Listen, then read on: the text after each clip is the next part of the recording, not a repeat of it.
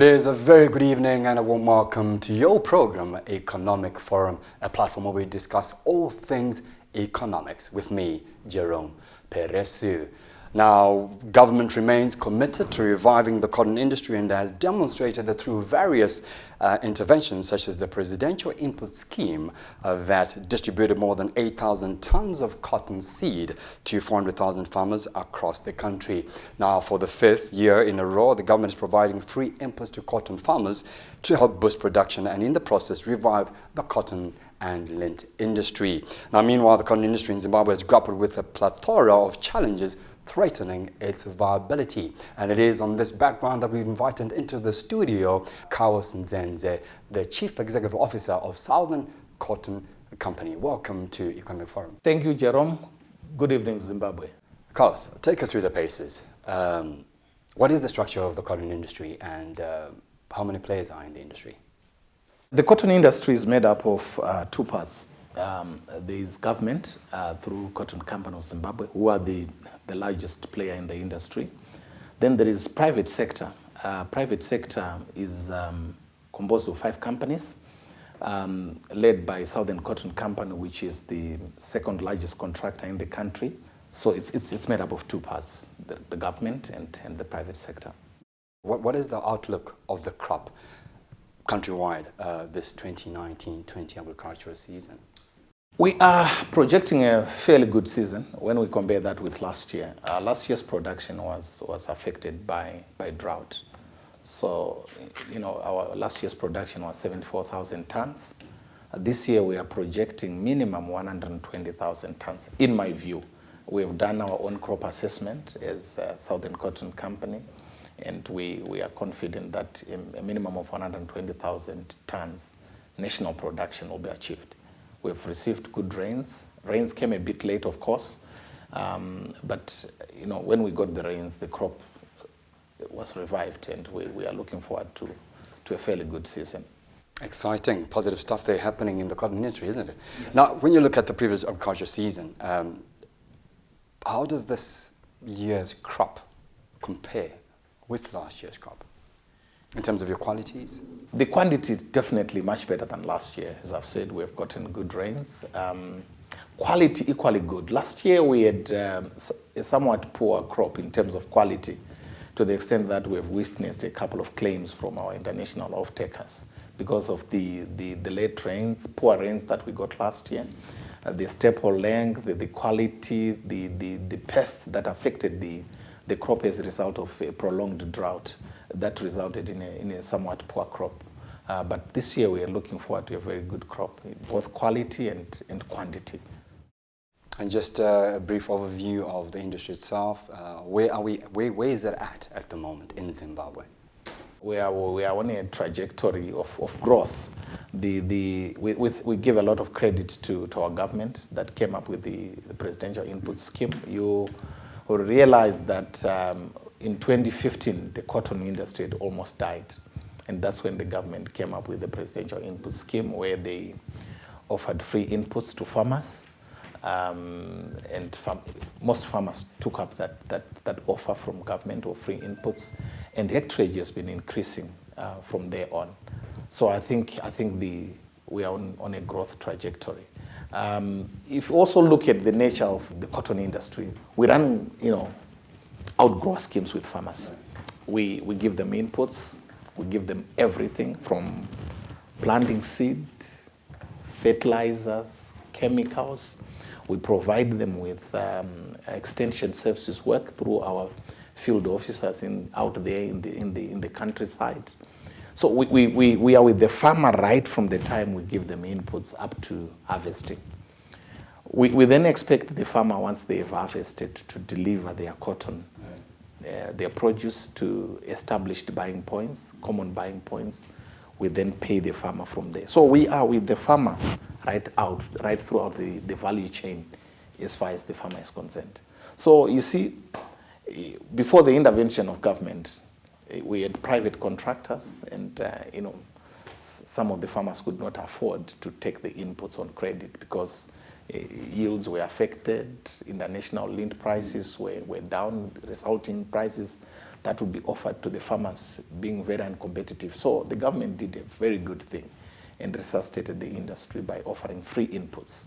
I would ask them also to advise that the inputs we are giving as private sector, we are giving free inputs to farmers. We are complementing the efforts our government has been making in giving inputs to farmers, and we came on board and we are giving our farmers inputs for free. We do not recover inputs, we give them for free.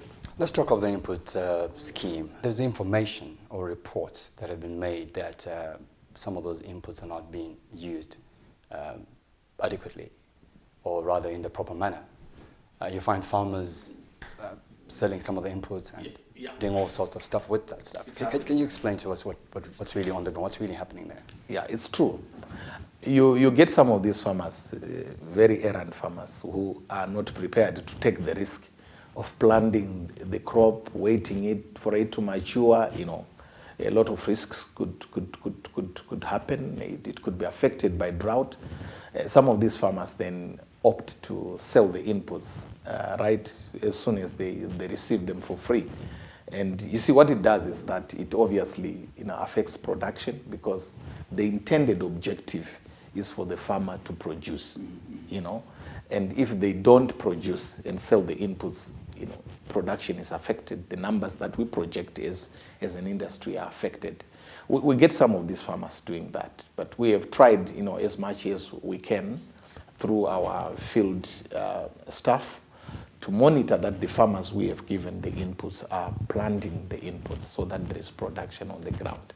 But you know how it is with people. You always find one or two of these people, doing funny things, trying to run away from the system and circumventing the system, resulting in them being able to sell their inputs and not producing what we are expecting them to produce. So I think it does happen, yeah. It does happen. Yeah. We will pick it up in the second segment, but not now. We'll take a short break. But do join us in the second segment for more Economic Forum.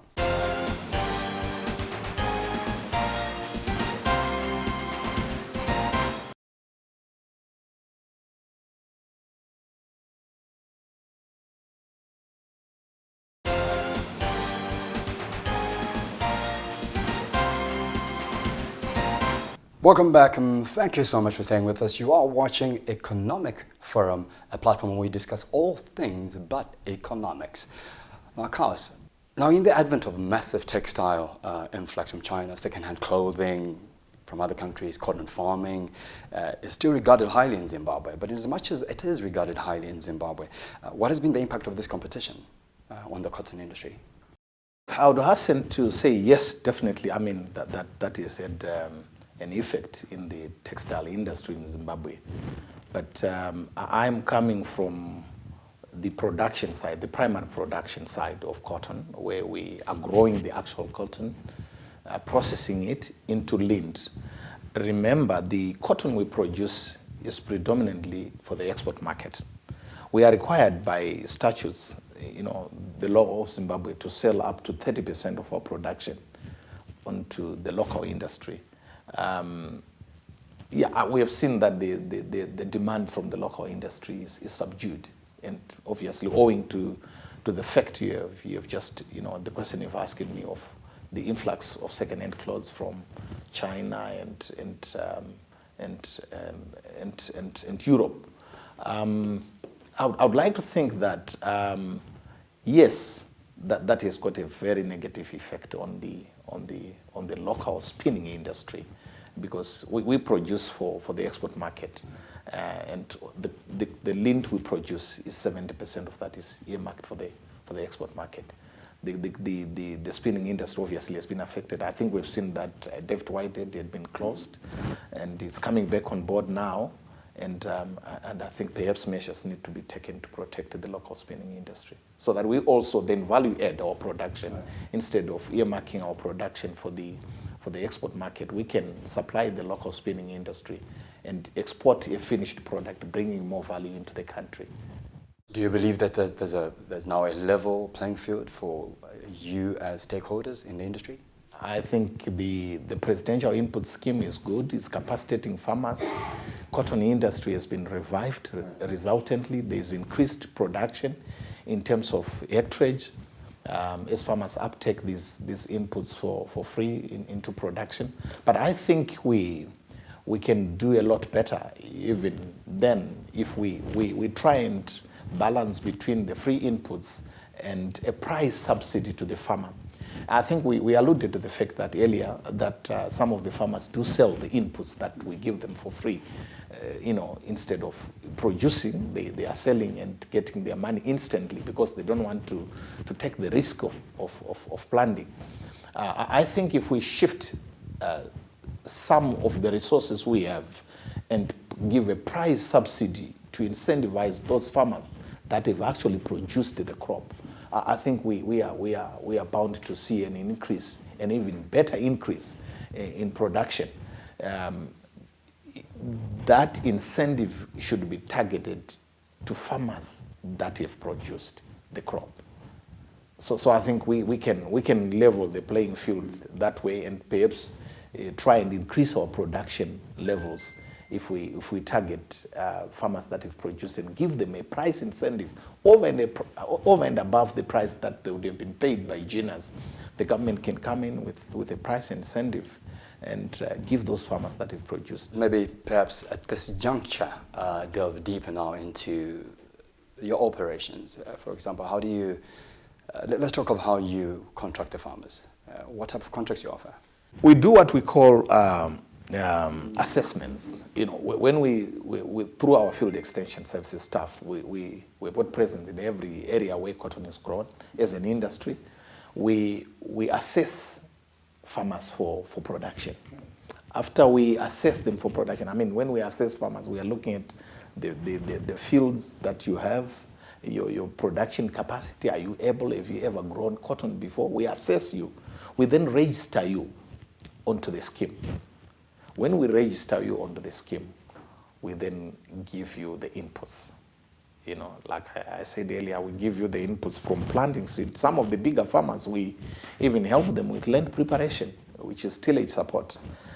We give the inputs, we give the fertilizers, we give everything, the inputs. We are with the farmer right up to when the crop is ready for harvest. And has that yielded the result, the intended goal?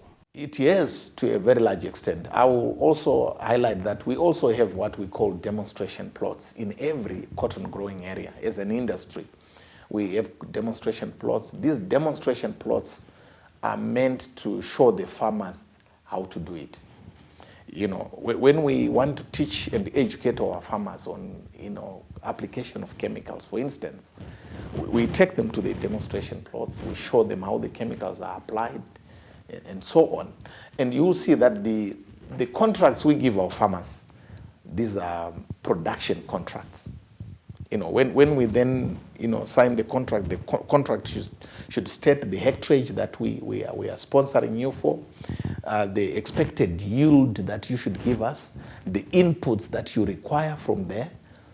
So everything is cut out on the contract that we sign out with the farmer. I like what you talk about when you talk about the fundi part of it, where you're teaching your growers how to apply chemicals and how they should protect themselves from chemicals.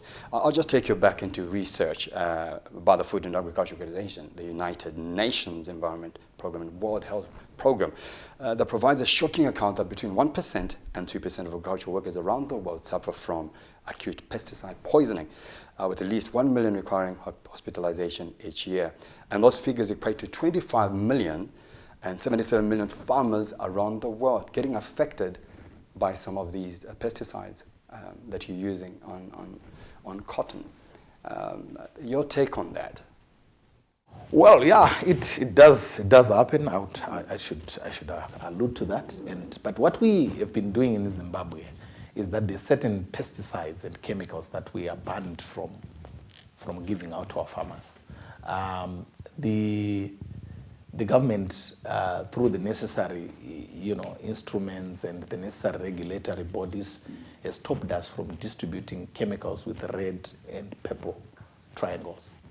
We are not allowed to distribute those. And we also try and educate our farmers on the correct application of these chemicals. We've got the Cotton Research Institute and Cotton Training Center in Kadoma. We do take our field extension staff for training there. We take that knowledge back onto the demonstration plots that we have outlaid throughout the country and teach our farmers on the correct application of pesticides. Climate change, obviously an issue, a global issue that needs to be talked about, but we'll pick it up in the third and final segment. We take another short break. Join us when we return.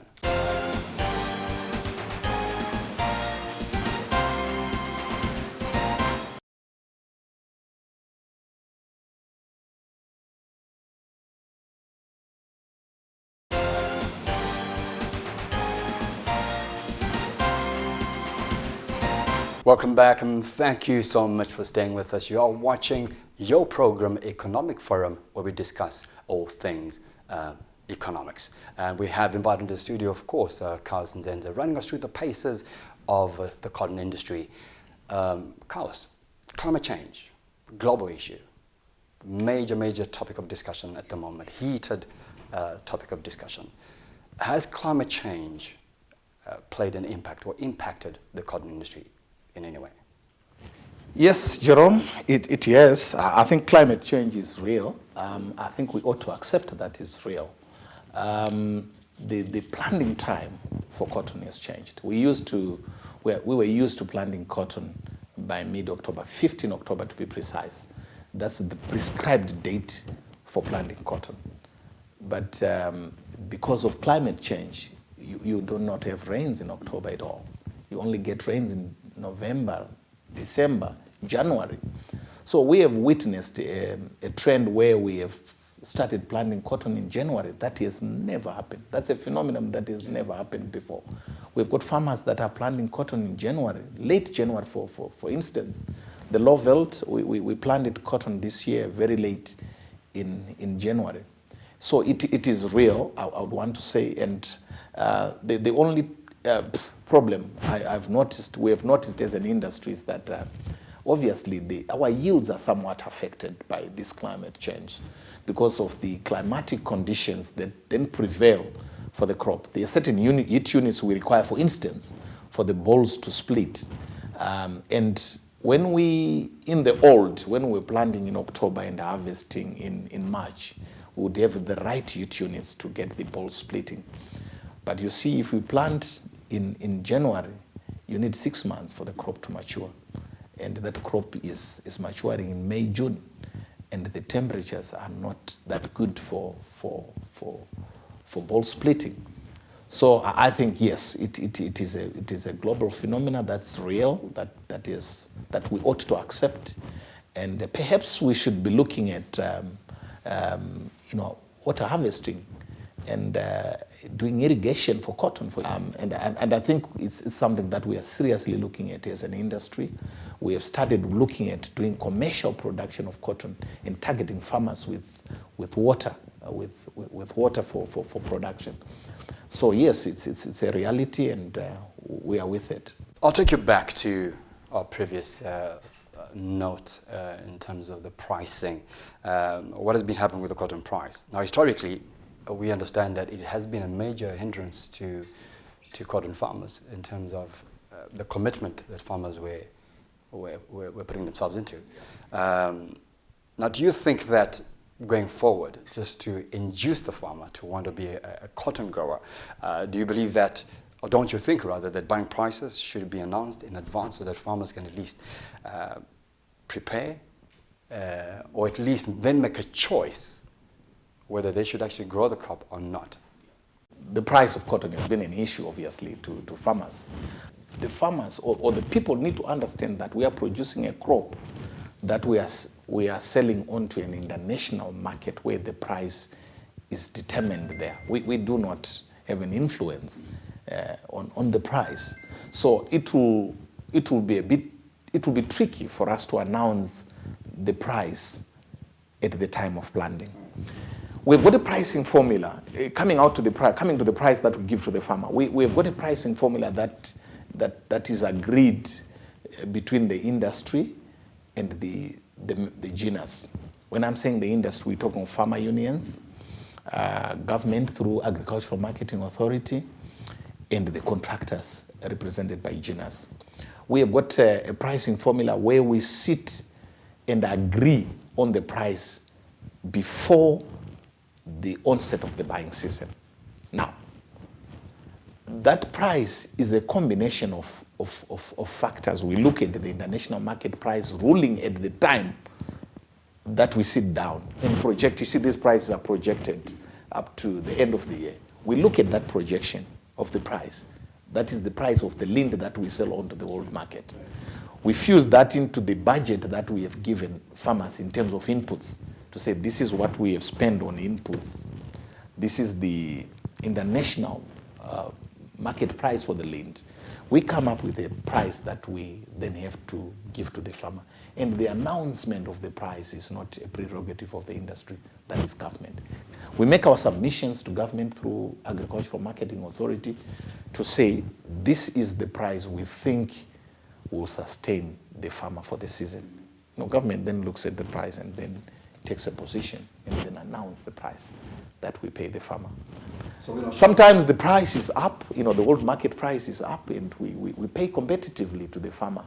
If the price, international market price, is low, we are saying, we contractors and the farmers should share. Can we agree? Can we agree? Are we not shortchanging our farmers? No, we are not. We are not. I would like to think that it's a win-win situation. Also taking into account that we are giving the farmers the inputs for free. Currently, we are giving the farmers the inputs for free. I think it's a win-win situation because as contractors, we are in it for business, obviously, and we have to share the profit or loss with the farmer. If there is a profit, we pass that on to the farmers. I will tell you that when we come up with this price, we call it a seasonal pool price. When the government announces a price, we call it a seasonal pool price. We all buy at that price, right? As GINAs, we all buy at the same price. We grade the cotton when we move it to the GINAs, grade A, grade B, grade C, grade D. And when we have graded the cotton, we give a price incentive to the farmers that have produced a good grade. The idea is that we don't want to pay different prices out there when we are buying at the buying points, because obviously for some reason farmers may be motivated to move their cotton to the one who is paying a competitive price. We pay the same price. We grade our cotton at the GINAs when we start ginning, and then we publish the result. We are required by our Agricultural Marketing Authority to publish the grading results of the cotton we have bought from the farmers within 2 weeks of the cotton having been moved to the GINA. We are supposed to publish those results at all the common buying points throughout the country. So the farmer can come and see the grade that their cotton obtained. And we pay grade differentials. We incentivize farmers that have produced a better crop. And we have progressively seen that farmers are now keen to do better in terms of producing, because we pay grade differentials. We reward those that have given us a good grade. That was the Chief Executive Officer of Southern Cotton Company running us through the paces of events happening in the cotton industry. It was a pleasure having you, from myself, Jerome Peresu, and of course the entire production team. Join me next time for more Economic Forum.